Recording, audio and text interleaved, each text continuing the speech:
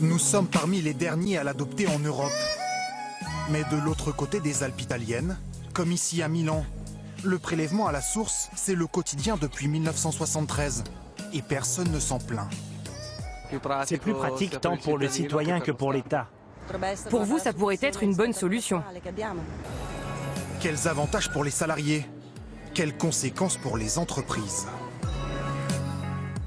Il y a certaines choses dans sa vie que Maurizio Riva n'a pas envie de voir changer. Sa cafetière, typiquement italienne.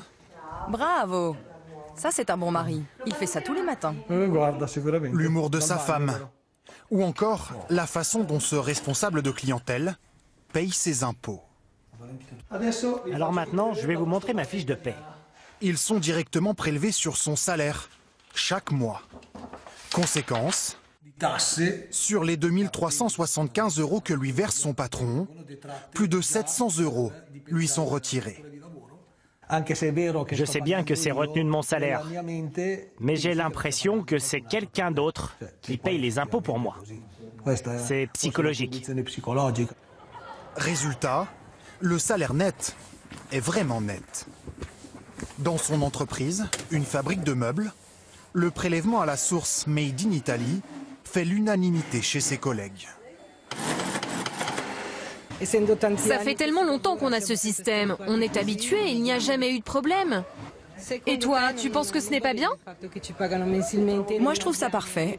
Je n'ai pas à me préoccuper de garder de l'argent à la fin du mois. Je sais que je gagne tant, que je peux dépenser tant, et basta. Un système apprécié, car la confidentialité est respectée. Les autres revenus que le salaire, comme le foncier, ne sont pas concernés par le prélèvement à la source. Si je devais déclarer mes autres revenus à mon employeur et qu'un jour je demande une hausse de salaire, il me répondrait « Oh mais toi tu gagnes plus d'argent que moi et tu veux encore que je t'augmente ?» Les salariés ont le sourire, leur patron beaucoup moins. Ce que redoutent les entrepreneurs français, lui, est en train de le vivre. Tiens, voilà ton bulletin de salaire. Le poids du calcul de l'impôt repose sur ses finances. 10 000 € par an pour faire appel à un expert comptable. C'est une dépense importante qu'on pourrait utiliser pour autre chose dans notre entreprise. Pour réaliser des investissements? Oui, des investissements, faire grandir notre entreprise ou pour la recherche ou encore pour recruter un salarié. Amer, Filippo. Un tiers de l'activité de son comptable consiste à calculer les impôts des salariés. Pour l'État, une main-d'œuvre gratuite et très efficace, explique cet ancien membre du gouvernement.